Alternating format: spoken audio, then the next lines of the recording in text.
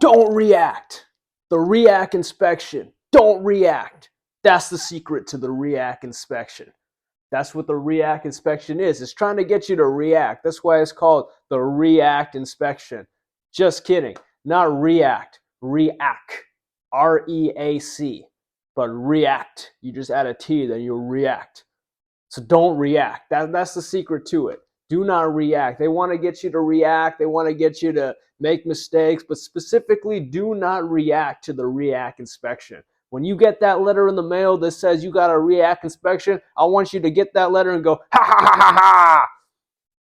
It's a chance to prove yourself. It is a chance to show everybody why this property that you are running is run by a true professional. Why it's run by somebody who truly understands affordable housing and truly knows what to do in the REAC inspection. That's what you want. That is the position you want to be in. I'm going to help you get there. It's easy. The REAC inspection basically is a state audit. It's a state audit on your affordable housing community where they will go and they will audit your tenant files, they will audit your maintenance shop, and they will audit the grounds. In other words, they will inspect the grounds. It's a big deal. It's a big inspection. And most of the times managers, they react, they freak out. And that's what they want you to do. They want you to freak out. They want you to make these mistakes. They want you to show them where you fucked up so they can write it down. Don't react. I've been through at least 5 or 6 REAC inspections in my career. When I first heard about the REAC inspection, I took a support role. Okay, I wasn't leading the show. And if you're starting out in your affordable housing career and they throw you into a property and you have to lead a REAC inspection, it's not that it's impossible, but it's better for you to start off as an assistant manager and to be part of the REAC inspection from a support role instead of from a leadership role, because it's 2 different roles. The support role is harder, actually, but if you take on the REAC inspection under a support role, then you will get sharper. You will learn the true ins and outs of the REAC inspection. And I think that's the most important thing in affordable housing property management, is that it's not so much that we're learning how to do things. You get good when you realize why. Why are we doing them? And why things have been done this way, and why things will continue to be done this way even after I'm gone. Okay? These are all business practices that go back 100 years. Okay, this is nothing new.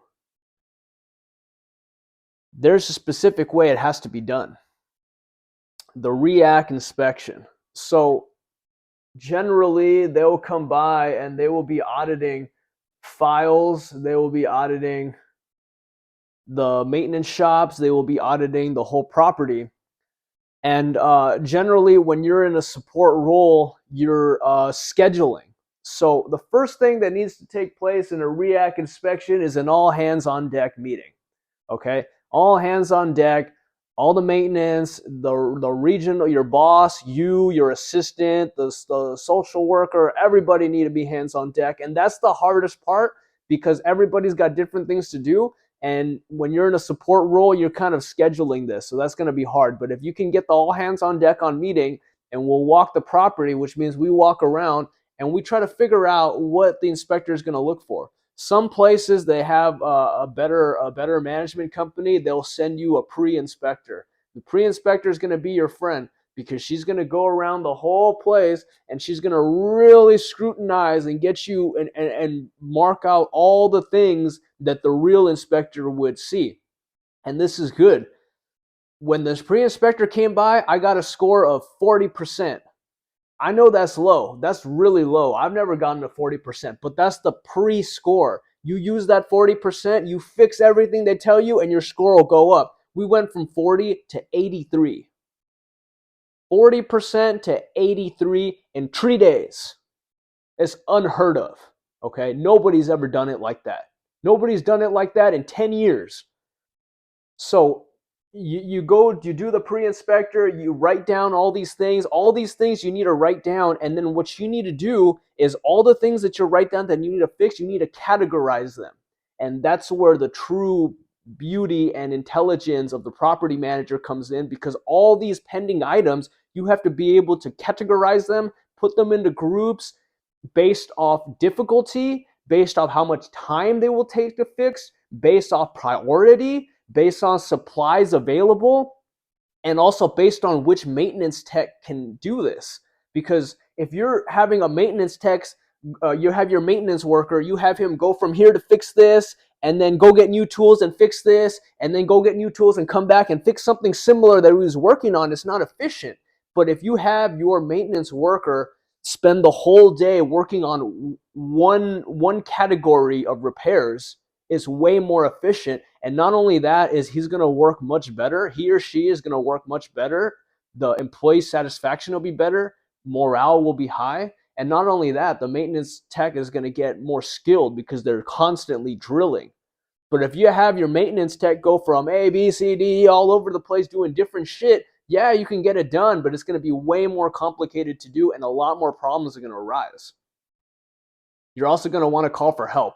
Okay, if you have a big thing, it's a big property, and you have an inspection, you need help. You need maintenance. You need other people's maintenance workers from other properties to come down to help you with the repairs. But they can't just come down and help you with the repairs. You need to know what these repairs are, and you need to already categorize them by the specific day, by the task, by the priority, so that when the new maintenance worker comes, it's ready for him to work. The thing that maintenance techs hate is they hate showing up to a property and feeling like the manager doesn't know what the fuck is going on.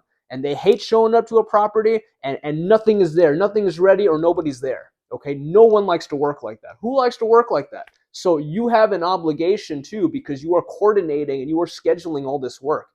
This is the support role. Okay, that is one part of that support role. The other part is the files. You are auditing your own files.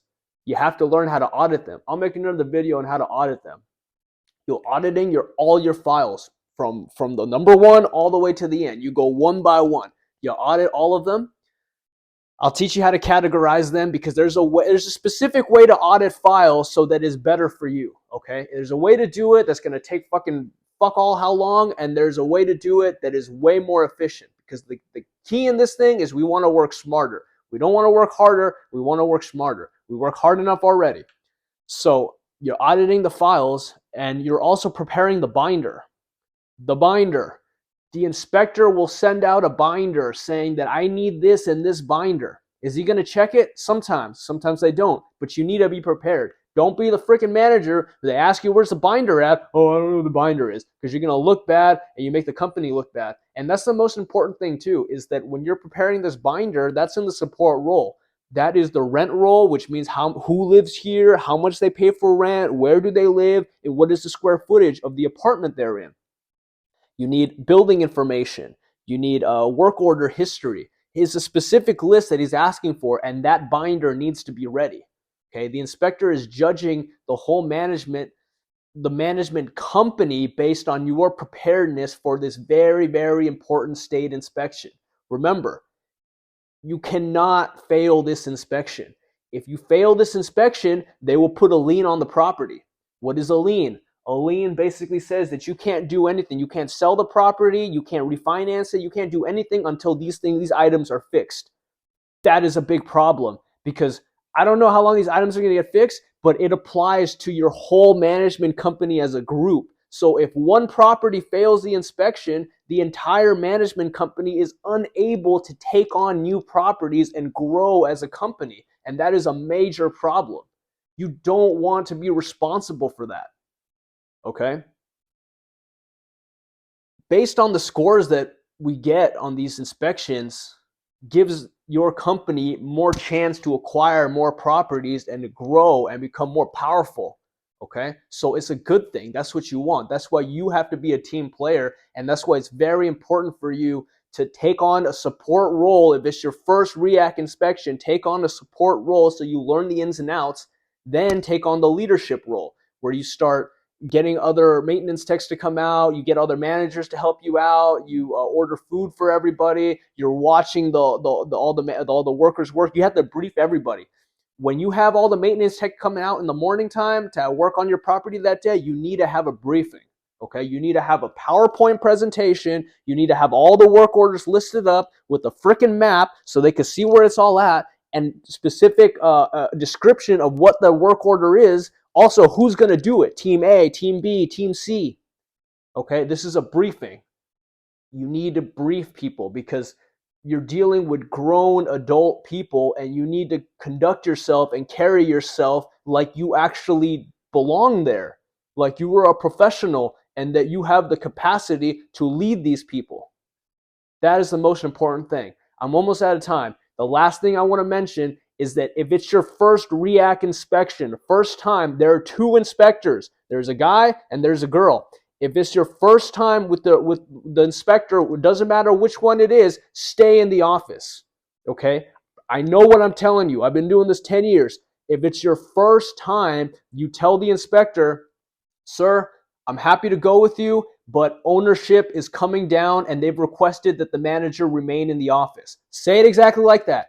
Sir or ma'am, I'd love to go with you, but ownership is coming down and they've requested that the manager stay in the office. Then you send your maintenance tech with him. Okay? And that's it. You stay in the office. Let them handle it.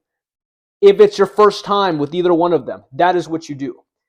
If it's your second REAC inspection and you've seen the inspectors already, you can go with them. That's fine. Go walk with them, talk with them, everything's fine. But if it's your first time, I want you to stay in the office. Listen to what I'm telling you, okay? I'm giving you good advice. I will always give you the best advice. I will always look out for you.